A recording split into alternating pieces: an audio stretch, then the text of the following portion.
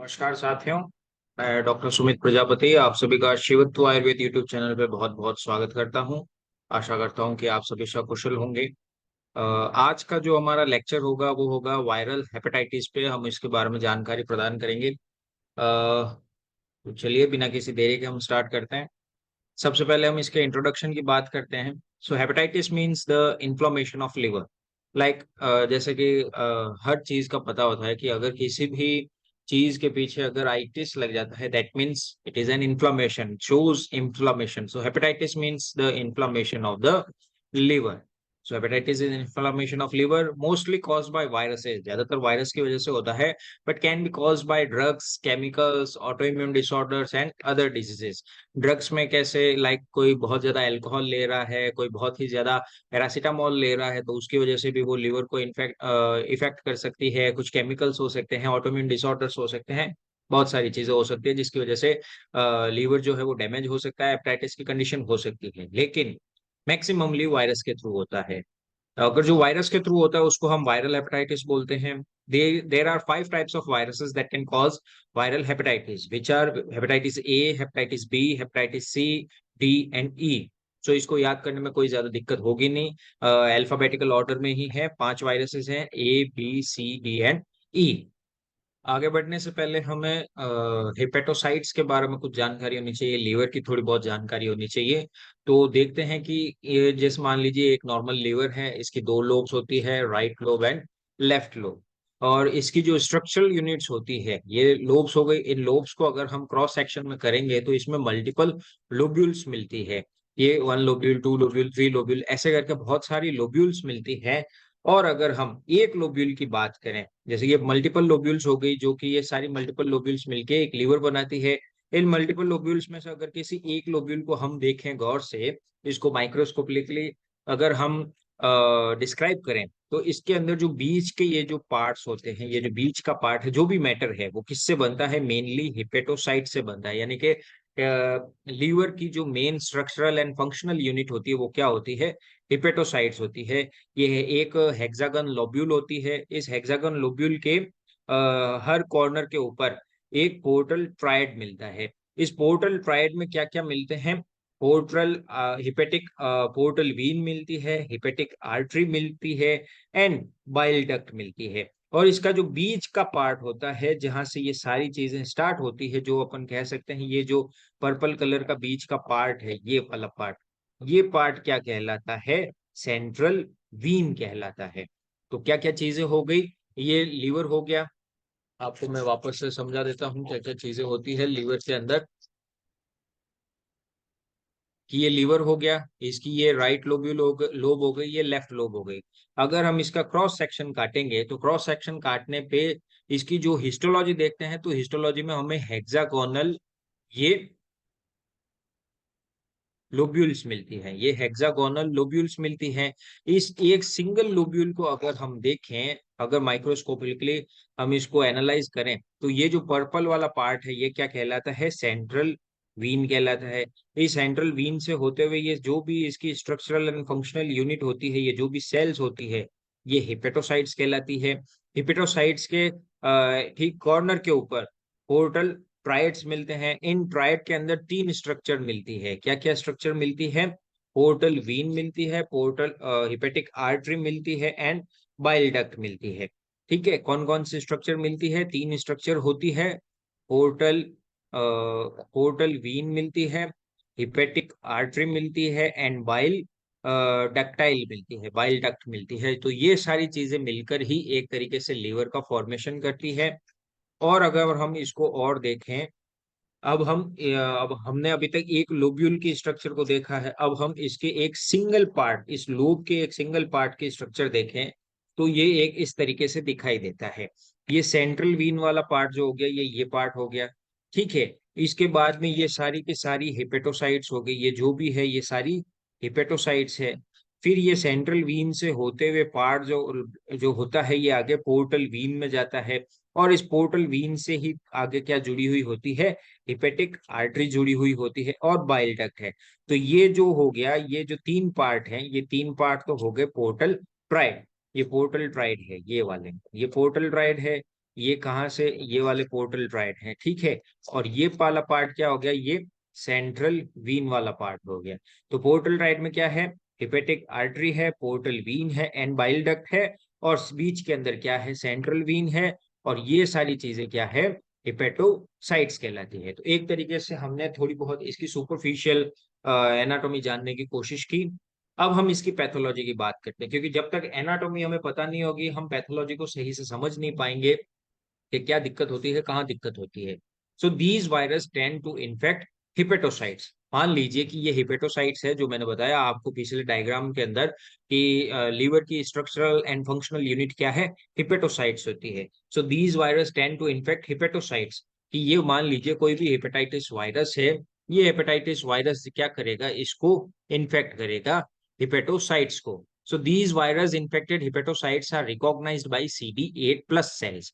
अब ये हिपेटोसाइट्स थी, ये क्या हो गई, वायरस से इन्फेक्ट हो गई, लेकिन ये हेल्दी हिपेटोसाइट है। तो अब ये वायरस से इन्फेक्ट हो गई, अब ये वायरस इसके अंदर क्या करेगा, मल्टीप्लीकेशन करेगा। मल्टीप्लीकेशन मतलब के अपनी स्ट्रेंथ को इंक्रीज करेगा। तो इस स्ट्रेंथ को इंक्रीज करेगा, तो ये क्या हो गया कि इन्फेक्ट हो गया। अब इस इन्फेक्टेड हिपेटोसाइट को कौन रिकॉग्नाइज करेगा, हमारे शरीर की CD8 प्लस जो इम्यून सेल होती है, ये इम्यून सेल द्वारा इसको ही रिकॉग्नाइज किया जाता है। ये इम्यून सेल जो होती है इसको रिकॉग्नाइज करती है। और ये हेल्दी को रिकॉग्नाइज नहीं करेगी, ये किसको रिकॉग्नाइज करेगी, इन्फेक्टेड सेल को रिकॉग्नाइज करेगी। So these virus infected hepatocytes are recognised by CD8 plus cell, ठीक है। उसके बाद में क्या होता है, the CD8 plus cells start cytotoxic mechanism. अब ये CD8 प्लस सेल्स क्या करेगी, इसको इस तरीके से स्टिमुलेट करेगी कि ये जो हिपेटोसाइट होगी, जो इन्फेक्टेड हिपेटोसाइट है, ये साइटोटॉक्सिसिटी को डेवलप करेगी, cytotoxic mechanism, and make hepatocytes for sale apoptosis, यानी कि सुसाइड ऑफ द सेल। यानी कि ये CD8 प्लस सेल इस हिपेटोसाइट्स को इस तरीके से स्टिमुलेट करेगी कि ये खुद का ही डिस्ट्रक्शन स्टार्ट कर देगी, खुद के लिए ही टॉक्सिक नेचर की हो जाएगी। सो इन द एंड क्या हो जाएगा कि ये हिपेटोसाइट्स किसके अंदर कन्वर्ट हो जाएगी, सेल एपोटोसिस वाली कंडीशन को डेवलप करेगी, यानी कि अपनी ही खुदकुशी करेगी, अपनी ही स्ट्रक्चर को समाप्त कर देगी। So cell apoptosis leads to inflammation of liver and eventually damage to the liver cell. अब जैसे कि ये वायरस था, इसने इन्फेक्ट कर दिया हिपेटोसाइट को इन्फेक्ट कर दिया, तो फिर क्या हुआ, हिपेटोसाइट को इन्फेक्ट कर दिया, तो फिर इस इन्फेक्टेड सेल को किसने पहचाना, CD8 प्लस सेल ने पहचाना। CD8 ने पहचाना, तो इसने क्या किया, सेल एपोटोसिस को स्टार्ट कर दिया। सेल एपोप्टोसिस जब स्टार्ट हुआ, तो फिर ये जो हेल्दी सेल थी, ये किसके अंदर कन्वर्ट हो गई, मतलब कि ये पूरी की पूरी डेड सेल के अंदर कन्वर्ट हो गई। और धीरे धीरे जैसे जैसे ये प्रक्रिया बढ़ती है, वायरस का इन्फ्लामेशन बढ़ता, मतलब कि इन्फेक्शन बढ़ता है, मल्टीप्लीकेशन बढ़ता है, तो आसपास की हिपेटोसाइट्स भी जो होती है वो इन्फेक्टेड होती जाती है। फिर हमारे शरीर का इम्यून सिस्टम जो होता है वो इस पूरे हिपेटोसाइट्स को, पूरे के पूरे लीवर को डैमेज करता है, और इन द एंड क्या चीज देखने को मिलती है, हेपेटाइटिस वाली कंडीशन देखने को मिलती है। जनरल पैथोलॉजी की बात करें तो हेपेटाइटिस का वायरस जब इन्फेक्ट करता है, तो उसके बाद में उसका एक इंक्यूबेशन पीरियड होता है। इंक्यूबेशन पीरियड मतलब कि इन्फेक्ट होने के बाद में साइन एंड सिम्टम्स डेवलप होने तक का जो पीरियड होता है, उसको अपन इंक्यूबेशन पीरियड बोलते हैं। इंक्यूबेशन पीरियड होने जब कंप्लीट हो जाता है, तो उसके बाद में प्रोड्रोमल फेज आती है, जिसमें बहुत सारे प्रोड्रोमल साइन एंड सिम्टम्स देखने को मिलते हैं। उसके बाद में ये तीन कंडीशन में डेवलप हो सकता है, acute hepatitis, chronic hepatitis and fulminant hepatitis. Acute hepatitis क्या कंडीशन होती है कि कंप्लीट रिजोल्यूशन हो जाता है इसका, और इसकी एक कैरियर स्टेट बनती है। यानी कि दो चीजें इसके अंदर देखने को मिलेगी एक्यूट हेपेटाइटिस में, एक तो इसका कंप्लीट रिजोल्यूशन होगा, यानी कि थोड़ी देर के लिए ही ये वायरस जो होता है वो शरीर को घात पहुंचाता है, उसको इन्फेक्ट करता है, साइन एंड सिम्टम्स डेवलप करता है, लेकिन शॉर्ट टाइम ऑफ पीरियड के लिए, यानी कि एक्यूट कंडीशन में होता है। और उसके बाद में इसका कंप्लीट रिजोल्यूशन हो जाता है, यानी कि पूरे तरीके से खत्म हो जाता है बॉडी से, वापस रिमिशन नहीं कर सकता है। सो कंप्लीट रिजोल्यूशन होता है। एंड अगर कंप्लीट रिजोल्यूशन नहीं होता है, तो इसकी एक कैरियर स्टेट होती है, यानी कि अगर मान लीजिए मुझे कोई भी हेपेटाइटिस का इन्फेक्शन हुआ, एक्यूट हेपेटाइटिस हुआ, तो थोड़ी देरों के बाद में मेरे अंदर वो हेपेटाइटिस का वायरस जो होगा वो रिजॉल्व हो जाएगा, मुझे इन्फेक्ट नहीं कर पाएगा, लेकिन मैं अब किसी दूसरे इंसान को इन्फेक्ट कर सकता हूँ, यानी कि मैं अब क्या हो चुका हूँ, कैरियर हो चुका हूँ। So carrier state and complete resolution, ये उसके दो फीचर्स होते हैं एक्यूट हेपेटाइटिस में। क्रॉनिक हेपेटाइटिस में क्या मिलता है कि क्रॉनिक हेपेटाइटिस जो होता है उसके अंदर सिरोसिस मिल भी सकता है और नहीं भी मिल सकता है, क्योंकि क्रॉनिक हेपेटाइटिस से नाम से पता चल रहा है बहुत लंबे टाइम के लिए रहता है। तो इसीलिए वजह से क्या होता है कि हेपेटाइटिस अगर क्रॉनिक कंडीशन के अंदर कन्वर्ट हो जाता है तो वो कभी सिरोसिस कर भी सकता है और नहीं भी कर सकता है। और फल्मिनेंट हेपेटाइटिस का क्या मतलब होता है कि फल्मिनेंट हेपेटाइटिस रैपिड होता है और मैसिव नेक्रोसिस को डेवलप करता है। एक्यूट हेपेटाइटिस के अंदर नेक्रोसिस नहीं होता है, हाँ थोड़ा बहुत डैमेज होता है, लेकिन कंडीशन इतनी वर्स नहीं होती है कि पेशेंट के लिए फैटल हो सके। लेकिन फल्मिनेंट हेपेटाइटिस ऐसा होता है कि रैपिड होता है, यानी कि बहुत तेजी से फैलता है, और मैसिव नेक्रोसिस करता है, यानी कि लीवर को इतना सीवियरली डैमेज करता है कि पेशेंट के लिए ये फेटल हो सकता है, बहुत ही ज्यादा घातक हो सकता है, या फिर लीवर एट्रोफी कर सकता है, यानी कि अब लीवर जो होगा वो किसी भी काम का नहीं रहेगा, उसके जो भी एंजाइम्स एंड जो भी वो हमारी बॉडी के अंदर फंक्शंस करता है वो सारे फंक्शन सब नहीं होंगे, यानी कि लीवर जो होगा वो पूरे तरीके से डैमेज हो जाएगा। तो ये 3 टाइप की कंडीशंस डेवलप हो सकती है किसी भी हेपेटाइटिस में। एक्यूट कंडीशन को डेवलप कर सकता है, या फिर वो क्रॉनिक हेपेटाइटिस के अंदर चेंज हो सकता है, या फिर वो फुलमिनेंट हेपेटाइटिस भी कर सकता है। अब हम वायरस के टाइप देखते हैं। Hepatitis A, hepatitis B, hepatitis C, hepatitis D, hepatitis E. तो ये 5 टाइप के वायरस होते हैं, इनके अलग अलग स्ट्रक्चर्स हैं। हम जब इसका डायग्नोसिस वाला पार्ट करेंगे तब इसके स्ट्रक्चर का बहुत ही ज्यादा महत्व समझ में आएगा, इंपॉर्टेंस समझ में आएगी। लेकिन अभी आप ये जान लीजिए कि 5 टाइप के हेपेटाइटिस है, hepatitis A B C D and E. और अगर देखें, थोड़ा सा इसको देख लेते हैं कि hepatitis A and hepatitis E, H A V and H E V, hepatitis A और hepatitis E are naked virus, यानी कि ये hepatitis A and hepatitis E are naked virus and do not have any envelope, इनके चारों ओर कोई भी envelope नहीं है। But hepatitis B, D and C virus contain an envelope, यानी कि इनके चारों ओर ये एनवेलप होता है। हेपेटाइटिस ए एंड ई के चारों ओर कोई भी एनवेलप नहीं है, लेकिन hepatitis B, hepatitis C and hepatitis D के चारों ओर जो है ये एक एनवेलर स्ट्रक्चर है, जो कि इसको चारों ओर से एनवेलप किए हुए हैं, इसको घेरे हुए। सो ये जो भी है, ये हम डायग्नोसिस जब हम इसका करेंगे कि किस तरीके से करना है पर्टिकुलर वायरस के लिए, तो तब जाके ये पार्ट हमको अच्छे से समझ में आएगा। तो अभी बस जानने के लिए इतना जरूरी है कि 5 टाइप के वायरस होते हैं, जिसमें से ए एंड ई जो होते हैं वो नेकेड होते हैं, बट बी डी एंड सी जो वायरस होते हैं उनके चारों ओर एनवेलप होता है। और देखते हैं, तो hepatitis A B C D and E, ये हेपेटाइटिस ई वायरस है। ठीक है, तो इसमें टाइप्स ऑफ वायरस क्या है, टाइप्स ऑफ जेनेटिक मटेरियल की बात करें तो सिर्फ और सिर्फ हेपेटाइटिस बी वायरस में डीएनए मिलता है, बाकी सारे के सारे आरएनए मटेरियल रखते हैं, जेनेटिक मटेरियल रखते हैं। सिर्फ हेपेटाइटिस बी वायरस डीएनए रखता है। सोर्स ऑफ इन्फेक्शन की बात करें तो ए वायरस जो होता है वो फीको ओरल रूट से एंड पेरेंटरल रूट से इन्फेक्ट कर सकता है। फीको ओरल रूट का मतलब होता है कि अगर मान लीजिए हमने कोई गंदा पानी पी लिया, या फिर कोई बासी खाना खा लिया, सड़ा गला खाना खा लिया, मीन्स के इन्फेक्टेड कंटामिनेटेड फूड या वाटर मटेरियल को अगर हम इंजेस्ट कर लेते हैं, कोई संक्रमित खाद्य पदार्थ या फिर पेय पदार्थ पीते हैं, तो उसकी वजह से ये फैल सकता है। या फिर पेरेंटरल रूट, यानी कि अगर हम कोई कंटामिनेटेड सुई या इंजेक्शन कोई हो, वो अगर हमारे शरीर के अंदर चुभ जाए तो भी हम हेपेटाइटिस ए वायरस से इन्फेक्ट हो सकते हैं। हेपेटाइटिस बी वायरस की बात करें तो मेनली इसका जो सोर्स ऑफ इन्फेक्शन होता है वो होता है पेरेंटल रूट, यानी कि कोई भी कंटामिनेटेड सुई या इंजेक्शन के द्वारा ये हमें फैलता है, या फिर सेक्सुअली मींस के अगर हम अनप्रोटेक्टेड इंटरकोर्स करते हैं उसकी वजह से हो सकता है। अगर कोई इंसान है जो कि मल्टीपल पार्टनर्स के साथ में इंटरकोर्स करता है तो उसकी वजह से भी हो सकता है। या फिर मदर टू बेबी के अंदर, यानी कि वर्टिकल, इसको हम इन्फेक्शन बोलते हैं। वर्टिकल इन्फेक्शन का मतलब होता है कि मदर टू बेबी, यानी कि माँ से अपने बच्चे के अंदर भी ये वायरस इन्फेक्ट कर सकता है। सो हेपेटाइटिस बी वायरस के 3 सोर्सेस होते हैं, parenteral, sexual and mother to baby.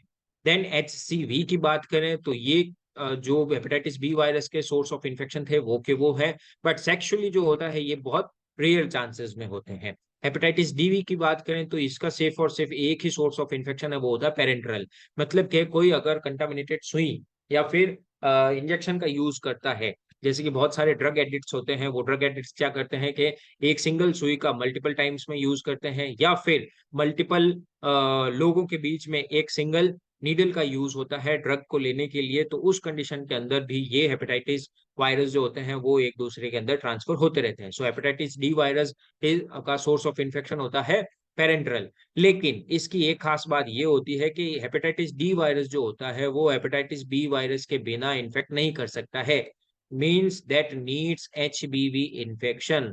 अगर मुझे हेपेटाइटिस बी का इन्फेक्शन हो रखा है तभी मेरे अंदर हेपेटाइटिस डी का वायरस आएगा, अदरवाइज नहीं आएगा। हेपेटाइटिस ई की बात करें तो ये भी फीको ओरल रूट से होता है, that means contaminated food and water resources को अगर हम इंजेस्ट करते हैं तो हो सकता है। स्पेसिफिकली सी फूड, जो समुद्री खाद्य पदार्थ होते हैं, अगर हम उनका इंजेक्शन करते हैं तो ही हेपेटाइटिस ई वायरस ज्यादा फैलने को देखा जाता है। और आगे बात करें इंक्यूबेशन पीरियड की, तो अलग अलग वायरस के अलग अलग इंक्यूबेशन पीरियड होते हैं। लाइक हेपेटाइटिस ए के लिए 30 डेज का होता है, बी के लिए 30 to 180 डेज का होता है, सी के लिए 2 weeks to 6 months का होता है, डी के लिए 30 to 60 डेज का होता है, ई के लिए मोर देन 6 weeks का होता है। ऑनसेट ऑफ सिम्टम्स की बात करें तो hepatitis A virus and hepatitis D virus and hepatitis E virus, ये तीनों जो वायरस होते हैं ये एक्यूट कंडीशन को डेवलप करते हैं। जो मैंने आपको पहले बताया था कि 3 टाइप के हेपेटाइटिस कंडीशन देखने को मिलती है, acute, chronic and insidious, sorry acute, chronic and fulminant. उसके अंदर एक्यूट जो कंडीशन डेवलप होती है वो hepatitis A, D and E की वजह से होती है। उसमें भी अगर इन तीनों में भी कंपेयर करें तो हेपेटाइटिस ए जो वायरस होता है वो ही हमेशा एक्यूट हेपेटाइटिस कंडीशन को डेवलप करने के लिए जिम्मेदार होता है। इसके अलावा hepatitis B and hepatitis C जो होते हैं वो इंसीडियस कंडीशन में होते हैं, मतलब कि धीरे धीरे डेवलप होते हैं, मोर देन मतलब कि इनका जो इंक्यूबेशन पीरियड होता है वो भी लंबा होता है, साइन एंड सिम्टम्स भी बहुत लंबे टाइम के लिए चलते हैं, रिजोल्वेशन पीरियड भी जो होता है वो भी बहुत लंबे टाइम के लिए होता है, मतलब कि ये बहुत ही ज्यादा क्रॉनिक स्टेट का डेवलप करते हैं। प्रेजेंस ऑफ जॉन्डिस की बात करें, अब हेपेटाइटिस की बात करेंगे तो जॉन्डिस की भी बात होगी। जॉन्डिस मींस इक्टेरियस, हमारी बॉडी के अंदर सीरम बिलीरुबिन, बिलीवर्डिन जो होते हैं वो एक्सेस अमाउंट के अंदर एक्यूमुलेट होने लग जाते हैं, जिसकी वजह से जॉन्डिस की कंडीशन डेवलप होती है। और हेपेटाइटिस में जॉन्डिस की कंडीशन डेवलप होगी ही होगी, कि कब कितने परसेंट के अंदर हो सकती है। ए वायरस का अगर इन्फेक्टेड है तो 50% चांस होंगे कि पेशेंट जो होगा वो जॉन्डिस डेवलप करेगा, बी के अंदर 33% चांसेस होते हैं, सी के अंदर 25% चांसेस होते हैं, डी के अंदर अभी ऐसा कोई डेटा मौजूद नहीं है, और ई के अंदर 20% चांसेस होते हैं कि पेशेंट जो होगा वो जॉन्डिस की कंडीशन को डेवलप करेगा। इसके अलावा क्रॉनिसिटी की बात करें तो हेपेटाइटिस ए जो होता है वो बहुत ही रेयर कंडीशन को, और हेपेटाइटिस ई जो होता है वो भी बहुत ही rare, means A and E virus जो होते हैं वो क्रॉनिसिटी को बहुत रेयर होते हैं, मतलब कि ज्यादातर अगर हम बात करें तो मैक्सिममली ये एक्यूट कंडीशन को डेवलप करके फिर खत्म हो जाते हैं, क्रॉनिक कंडीशन को डेवलप नहीं कर पाते हैं। हेपेटाइटिस बी वायरस जो होता है वो एडल्ट्स के अंदर बहुत ही रेयरली, मींस 5% के अप्रोक्स को ही क्रॉनिक कंडीशन डेवलप कर सकता है, लेकिन नियोनेट्स में 90% होता है, क्योंकि इसका एक सोर्स क्या होता है, मदर टू बेबी के अंदर होता है, सोर्स ऑफ इन्फेक्शन होता है। तो अगर 90 नियोनेट्स को अगर हेपेटाइटिस बी वायरस ने इन्फेक्ट कर रखा है तो 90% चांस है कि वो क्रॉनिक कैरियर होगा, क्रॉनिक स्टेट उसके अंदर डेवलप होगी, क्रॉनिक हेपेटाइटिस डेवलप करेगा। हेपेटाइटिस सी के अंदर 30 से 50% के चांसेस होते हैं, और डी के अंदर 70% चांसेस होते हैं। 70% क्यों? क्योंकि ऑब्वियस सी बात है, डी को इन्फेक्शन कब होगा, जब तक हेपेटाइटिस बी का वायरस का इन्फेक्शन नहीं हो रखा हो। इसके अलावा फल्मिनेंसी की बात करें तो फल्मिनेंसी में हेपेटाइटिस ए के 0.1% चांसेस रहते हैं, हेपेटाइटिस बी वो के 1% चांसेस रहते हैं, सी का अभी तक ऐसा कोई केस नोन आया नहीं है। इसके अलावा हेपेटाइटिस डी में 17% तक चांसेस रहते हैं कि फल्मिनेंसी डेवलप हो, यानी कि किसी भी पेशेंट के लिए लाइफ थ्रेटनिंग कंडीशन डेवलप हो तो 70% चांसेस रहते हैं। और ई के अंदर 10% चांसेस रहते हैं अगर ई का वायरस प्रेग्नेंट वुमेन को इन्फेक्ट किया हो, यानी कि अगर प्रेग्नेंट वुमेन है उसको अगर किसी हेपेटाइटिस ई वायरस से अगर वो इन्फेक्ट हुई है तो 10% चांसेस रहते हैं कि उस लेडी के अंदर फल्मिनेंसी डेवलप हो, उस लेडी की जान को खतरा हो सकता है। कैरियर स्टेट की बात करें तो हेपेटाइटिस ए के अंदर कोई भी कैरियर नहीं होता है, हेपेटाइटिस ई के अंदर भी कोई कैरियर नहीं होता है, क्योंकि एक्यूट कंडीशन होती है, ये दोनों एक्यूट कंडीशन को ही डेवलप करते हैं। तो एक्यूट कंडीशन होने के बाद में इनका जो अस्तित्व होता है वो समाप्त हो जाता है, बॉडी के अंदर ये रह नहीं पाते हैं। So no carrier state in hepatitis A and E. Hepatitis B में 5 से 10% की कैरियर स्टेट होती है। हेपेटाइटिस सी वायरस जो होता है वो सबसे ज्यादा करता है, एंड वास्ट मेजोरिटी जो होती है वो हेपेटाइटिस डी वायरस की होती है, जो कि क्रॉनिक कैरियर स्टेट को डेवलप करती है। कैरियर स्टेट के अंदर क्या होता है कि पेशेंट को कोई भी साइन एंड सिम्टम्स नहीं होते हैं, लेकिन वो किसी एक व्यक्ति से दूसरे व्यक्ति के अंदर इन्फेक्शन को ट्रांसफर कर सकता है, ट्रांसमिशन की कैपेबिलिटी रखता है। अब हम साइन एंड सिम्टम्स की बात करें सो दो टाइप के मैंने बताए थे, एक्यूट एंड क्रॉनिक हेपेटाइटिस जो होते हैं। तो उसमें से भी एक्यूट वायरल हेपेटाइटिस कौन कौन करता है? Hepatitis A virus and hepatitis E virus. So acute viral hepatitis में क्या क्या साइन एंड सिम्टम्स देखने को मिलेंगे? फटीगनेस देखने को मिलेगी, पेशेंट जो होगा वो बहुत ही ज्यादा थका हुआ महसूस करेगा, एनर्जी नहीं रहेगी, मेलेइस कंडीशन होगी, पेशेंट जो होगा वो हमेशा बेड के ऊपर पड़ा रहेगा, उसको कोई भी काम करने की इच्छा नहीं होगी, nausea and vomiting condition develop हो सकती है, कभी कभार डायरिया भी हो सकता है, एनोरेक्सिया यानी कि कुछ भी उसको खाने पीने की इच्छा नहीं रहेगी, लो ग्रेड फीवर हो सकता है। फीवर क्यों? क्योंकि इन्फ्लामेटरी कंडीशन है, ऑब्वियस सी बात है, बॉडी का टेम्परेचर बढ़ाएगी, लेकिन लो ग्रेड फीवर होगा। जॉन्डिस हो सकता है, डार्क कलर की यूरिन हो सकती है, वो एक्यूट कंडीशन के अंदर ही डेवलप होगी, मुश्किल से 10 से 15 दिनों के अंदर ये जॉन्डिस की कंडीशन डेवलप हो सकती है। हमारा स्किन कलर चेंज हो सकता है, इक्टेरिस डेवलप हो सकता है। इसके अलावा राइट अपर क्वाड्रेंट रीजन के अंदर टेंडरनेस देखने को मिल सकती है। ऐसा क्यों? क्योंकि मतलब कि लीवर जो होता है वो हमारे right hypochondriac region, right upper quadrant के अंदर मिलता है। इसी वजह से जब यहाँ इन्फ्लामेशन होगा तो इन्फ्लामेशन की वजह से इसी पार्ट के अंदर टेंडरनेस देखने को मिलेगी, पेन इन एब्डोमेन देखने को मिलेगा। क्रॉनिक वायरल हेपेटाइटिस में देखें तो hepatitis B, C and D virus जो होते हैं वो क्रॉनिसिटी को डेवलप करते हैं। क्रॉनिक वायरस क्या है? Clinical features are mostly similar, but hepatitis B and hepatitis D virus जो होते हैं tends to be more severe. ऐसा क्यों? क्योंकि अब ऑब्वियस सी बात है कि दो वायरस से इन्फेक्ट हुआ है कोई पेशेंट, क्योंकि हेपेटाइटिस बी और हेपेटाइटिस डी वायरस है। और डी वायरस की मैंने आपको खास बात बताई थी कि ये कब तक किसी पेशेंट को इन्फेक्ट नहीं करेगा? जब तक कोई patient hepatitis D sorry B virus से भी इन्फेक्ट नहीं हो रखा हो। दैट मीन्स कि अगर कोई हेपेटाइटिस डी वायरस से भी इन्फेक्ट हो जाता है तो इसका मतलब है कि उसके अंदर बी वायरस भी है और डी वायरस भी है। दैट मीन्स दो वायरस कंबाइंड रूप में काम कर रहे हैं, इसी वजह से ये बहुत ही ज्यादा सीवियरिटी को डेवलप करता है। प्रोड्रोमल सिम्टम की बात करते हैं कि क्या क्या पूर्व रूप देखने को मिल सकते हैं। So it last for 3 to 5 days और longer before the onset of jaundice, यानी कि ज्यादातर ये 3 से 5 दिन का देखने को मिलता है अगर एक्यूट कंडीशन है।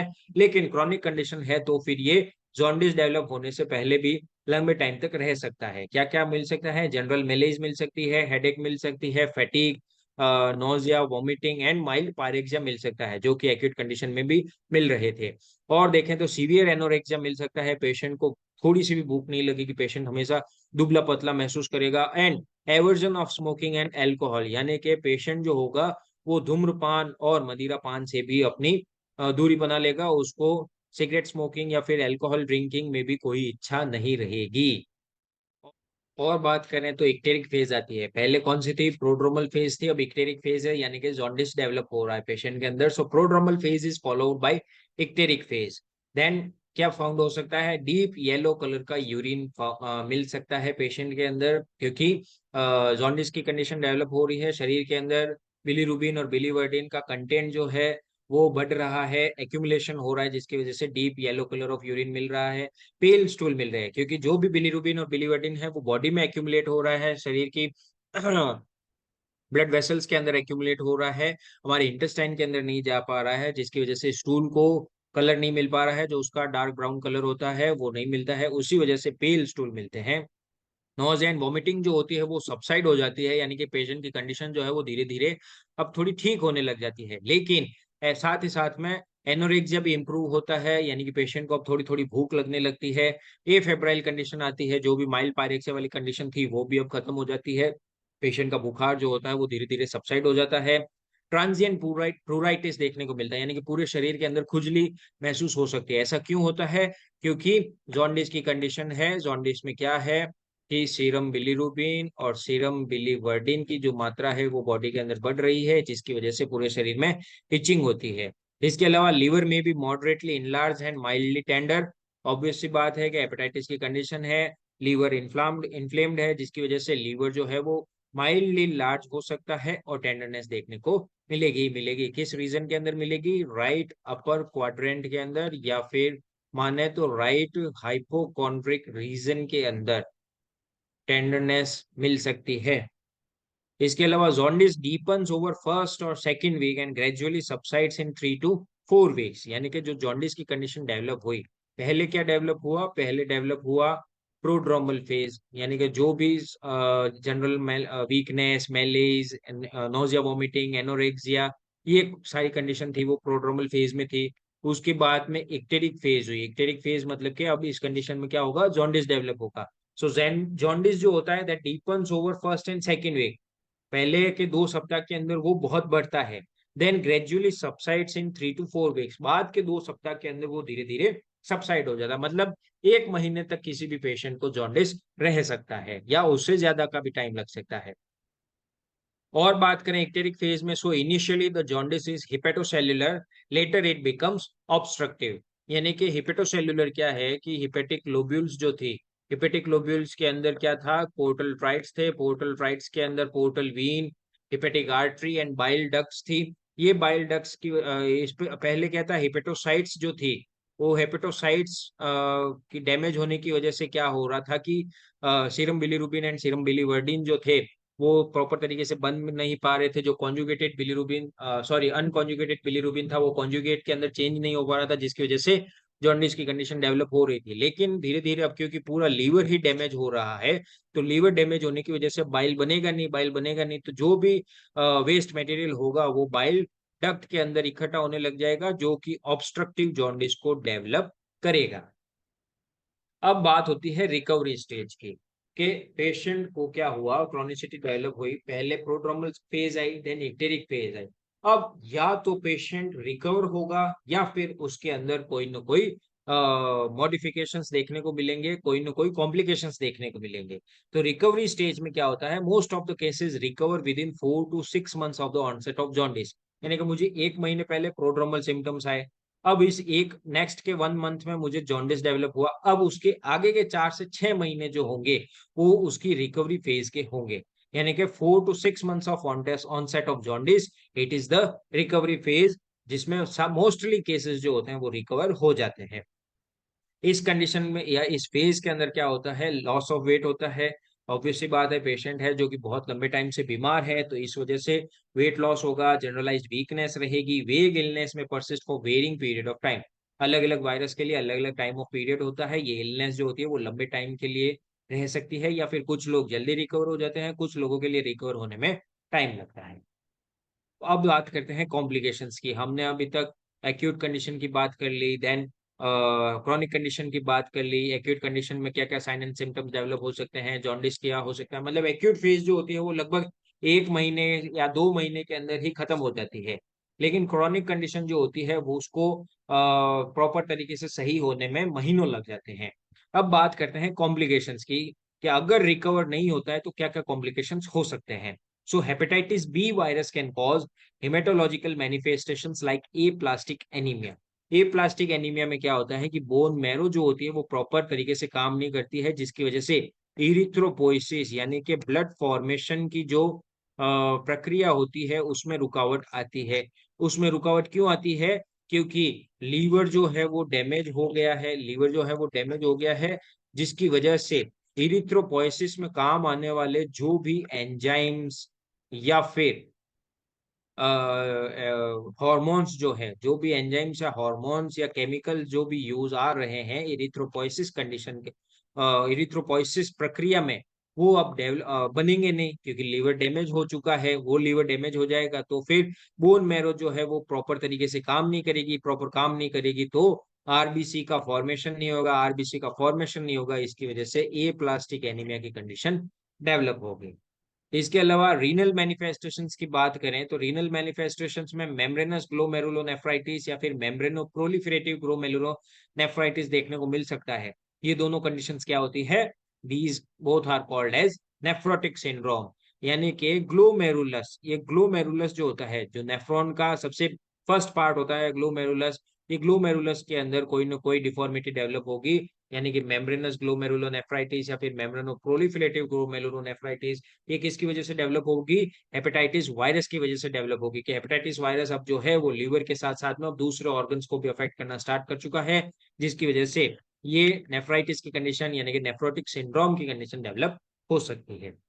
इसके अलावा वेस्कुलर मैनिफेस्टेशन की बात करें तो उसके अंदर polyarteritis nodosa, PAN, polyarteritis nodosa की कंडीशन भी डेवलप हो सकती है। पॉलीआर्थराइटिस नोडोसा क्या होता है? It is a rare disease that results from blood vessels inflammation, यानी कि हमारी जो ब्लड वेसल्स होती है, जो आर्टरी एंड वीन्स होती है, उनके अंदर इन्फ्लामेशन हो जाता है, जिसको अपन वेस्कुलाइटिस भी बोलते हैं, which causing injury to the organ system, which cause injury to the organ systems, क्योंकि अब ब्लड वेसल्स भी इन्फ्लेम होने लगे, इन्फ्लामेशन की वजह से जो भी सिस्टम है, चाहे रेस्पिरेटरी सिस्टम हो, गैस्ट्रोइंटेस्टाइनल सिस्टम हो, रीनल सिस्टम हो, अब उसके अंदर इंजरी होगी।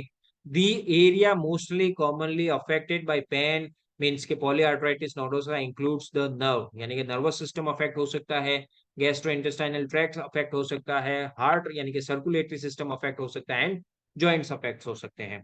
सो हेपेटाइटिस बी वायरस क्या क्या कर सकता है? हिमेटोलॉजिकल कंडीशंस में एप्लास्टिक एनीमिया, रीनल मैनिफेस्टेशन में नेफ्रोटिक सिंड्रोम को डेवलप कर सकता है, एंड वेस्कुलर मैनिफेस्टेशन में पॉलीआर्थराइटिस नोडोसा को डेवलप कर सकता है। इसके अलावा hepatitis C and hepatitis D virus, मैं हेपेटाइटिस ए और हेपेटाइटिस ई वायरस की बात इसलिए नहीं कर रहा हूं क्योंकि ये दोनों क्रॉनिक सॉरी एक्यूट कंडीशन ही डेवलप करते हैं, इनका जो टाइम ऑफ पीरियड होता है वो बहुत ही शॉर्ट होता है, तो रिकवरी फेज भी जल्दी आती है, तो क्रॉनिसिटी के अंदर भी कॉम्प्लिकेशंस हो सकते हैं। तो हेपेटाइटिस बी वायरस की बात कर ली, अब हम सी और डी वायरस की बात करते हैं। ये क्या करते हैं? ये लीवर सिरोसिस या फिर हेपेटोसेलुलर कार्सिनोमा को डेवलप करते हैं, यानी कि ये हेल्दी लीवर था, फिर एक्यूट हेपेटाइटिस की कंडीशन आई, मान लीजिए सी और डी वायरस ने इन्फेक्ट किया। अब सी वायरस है तो ये तो सिंगल कर सकता है, लेकिन डी वायरस की इसके साथ में इन्फेक्ट करेगा, क्योंकि इसके हमने आपको पहले ही बताया कि इसको इन्फेक्ट करने के लिए किसकी जरूरत होती है? हेपेटाइटिस बी वायरस की कंडीशन की जरूरत होती है। तो इसने एक्यूट हेपेटाइटिस डेवलप किया, फिर ये एक्यूट हेपेटाइटिस धीरे धीरे क्रॉनिक हेपेटाइटिस के अंदर चेंज होता है, फिर क्रॉनिक हेपेटाइटिस, अब देखिए यहाँ पे क्या लिखा है, 20 साल, यानी कि बहुत लंबा टाइम लगता है लीवर सिरोसिस की कंडीशन को डेवलप करने में।